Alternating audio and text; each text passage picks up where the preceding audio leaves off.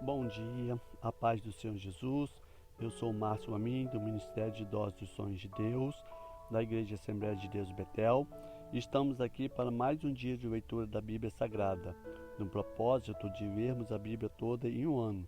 Hoje estamos na leitura de número 174. Veremos 1 Coríntios, capítulo 6 ao 8 e os Salmos 98. Vamos iniciar nossa leitura. 1 de Coríntios, capítulo 6. Ousa alguma de vós, e tendo algum negócio contra o outro, ir a juízo perante o injusto, e não perante os santos. Não sabeis que os santos hão de julgar o mundo? Ora, se o mundo deve ser julgado por vós, sois porventura ser julgado por vós? Sois porventura indignos de julgar as coisas mínimas? Não sabeis vós que havemos de julgar os anjos? Quanto mais as coisas pertencentes a esta vida. Então, se tiverdes negócios em juízo, pertencentes a esta vida, pondes na cadeira aos que são de menos estima na igreja. Para vós envergonhá-lo digo, não há, pois, entre vós sábios, nem mesmo um que possa julgar entre seus irmãos, mas o irmão vai a juízo com o irmão, e isso perante infiéis. Na verdade, é já realmente uma falta entre vós, terdes demandas uns contra os outros, porque não sofreis antes da injustiça? Porque não sofreis antes o dano? Mas vós mesmos fazeis a injustiça e fazeis o dano, e isto aos irmãos. Não sabeis que os injustos não hão de herdar o reino de Deus? Não erreis, nem os devassos, nem os idólatras, nem os adúlteros, nem os efeminados, nem os sodomitas, nem os ladrões, nem os avarentos, nem os bêbados, nem os maldizentes, nem os roubadores herdarão o reino de Deus. E é o que algum tem sido, mas haveis sido levado, mas haveis sido santificados, mas haveis sido justificado em nome do Senhor Jesus e pelo Espírito do nosso Deus. Todas as coisas me são lícitas, mas nem todas as coisas convêm. Todas as coisas me são lícitas, mas eu não me deixarei dominar por nenhuma. Os manjares são para o ventre, e o ventre para os manjares. Deus, porém, aniquilará tanto um como o outro, mas o corpo não é para a prostituição, senão para o Senhor, e o Senhor para o corpo. Ora, Deus, que também ressuscitou o Senhor, nos ressuscitará pelo seu poder.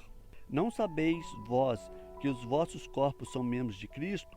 Tomarei, pois, os membros de Cristo e faloei membros de uma meretriz? Não por certo, ou não sabeis o que se ajunta com a meretriz? Faz-se um corpo com ela? Porque serão, disse dois numa só carne. Mas o que se ajunta com o Senhor é um mesmo Espírito. Fugir da prostituição, todos os pecados que o homem comete é fora do corpo, mas o que se prostitui peca contra o seu próprio corpo. Ou não sabeis que o nosso corpo é o templo do Espírito Santo que habita em vós, proveniente de Deus, e que não sois de vós mesmos, porque fostes comprados por bom preço? Glorificai, pois, a Deus no vosso corpo e no vosso espírito, os quais pertencem a Deus. Ora, quanto às coisas que me escrevestes, bom seria que o homem não tocasse em mulher, mas por causa da prostituição, cada um tem a sua própria mulher, e cada um tem o seu próprio marido. O marido pague a mulher e devida benevolência, e da mesma sorte a mulher ao marido. A mulher não tem poder sobre o seu próprio corpo, mas tem no marido. E também, da mesma maneira, o marido não tem poder sobre o seu próprio corpo, mas tem no da a mulher. Não vos defraudeis um ao outro, senão por consentimento mútuo, por algum tempo, para vos explicardes a oração, e depois ajuntai-vos outra vez, para que Satanás vos não tente pela vossa incontinência.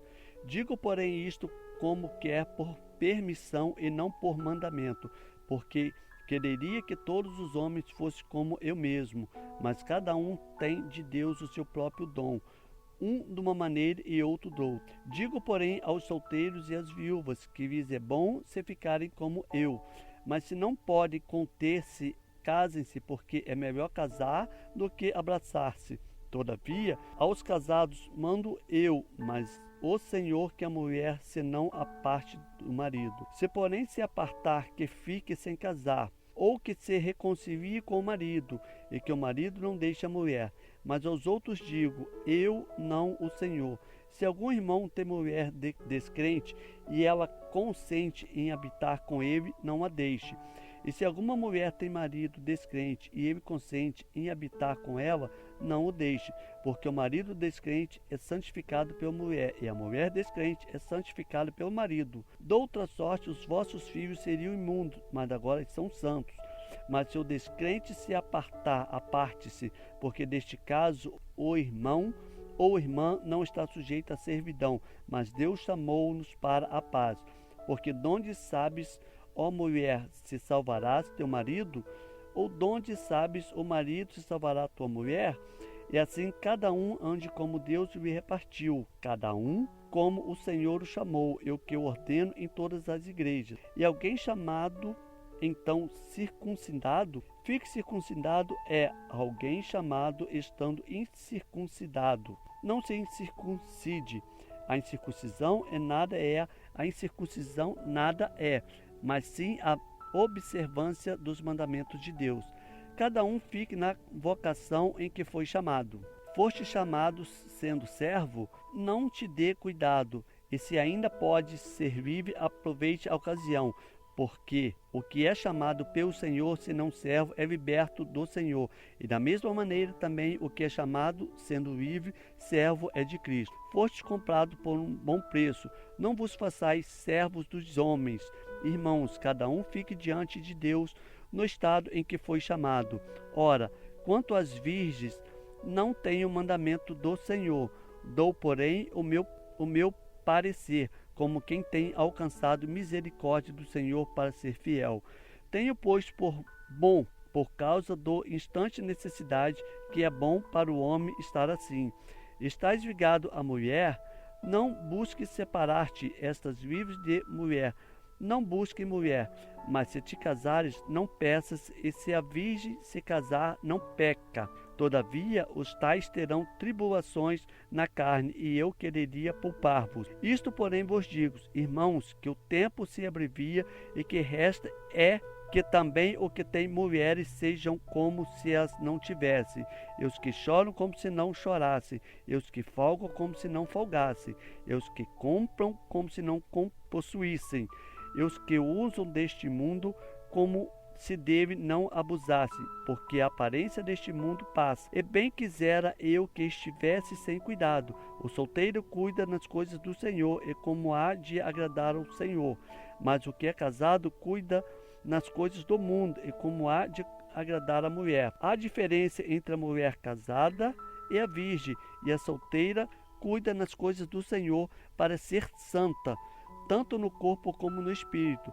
Porém a casada cuida nas coisas do mundo, e como há de agradar ao marido. E digo isto para proveito vosso, não para vos enlaçar, mas para que o decente e conveniente para vós unides ao Senhor sem restrição alguma. Mas se alguém julga que trata dignamente da sua virgem, se tiver passado a flor da idade, e se for necessário que faça o tal o que quiser, não peca, casem-se.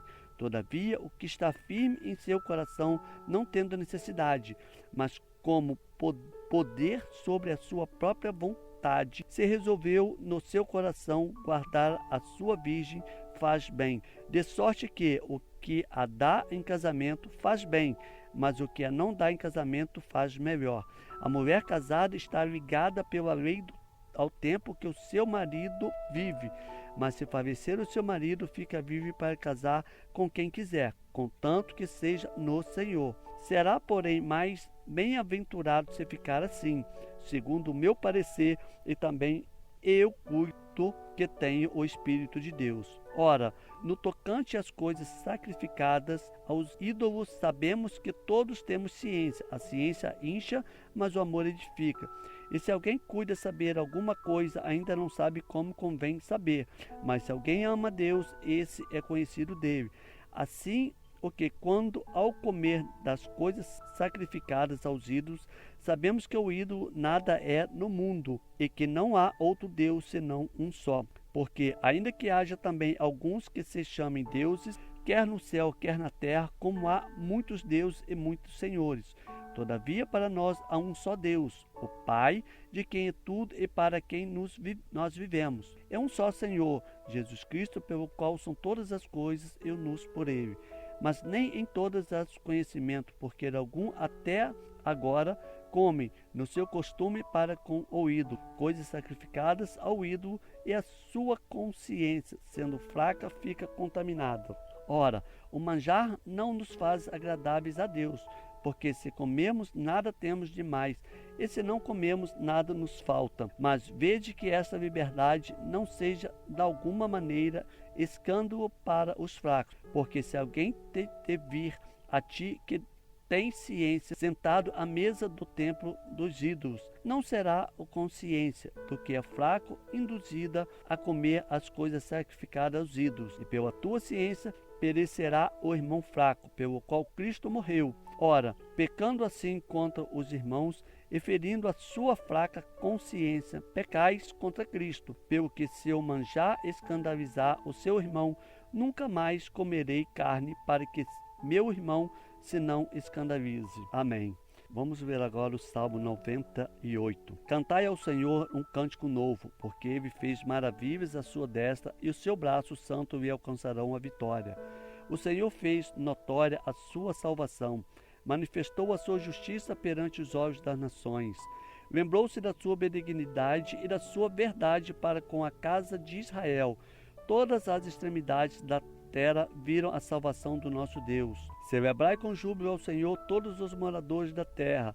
Dai brados de alegria, regozijai-vos e cantai louvores. Cantai louvores ao Senhor com a harpa e a voz do canto, com trombetas de som de buzinas.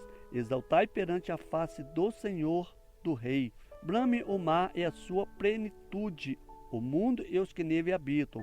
Os rios batam as palmas, regozije-se também as montanhas, perante a face do Senhor, porque vem a julgar a terra. Com justiça julgará o mundo e o povo com equidade. Amém. Graças a Deus. Vamos agora fazermos uma oração em agradecimento a Deus por esta leitura que acabamos de fazer. Oremos ao Senhor.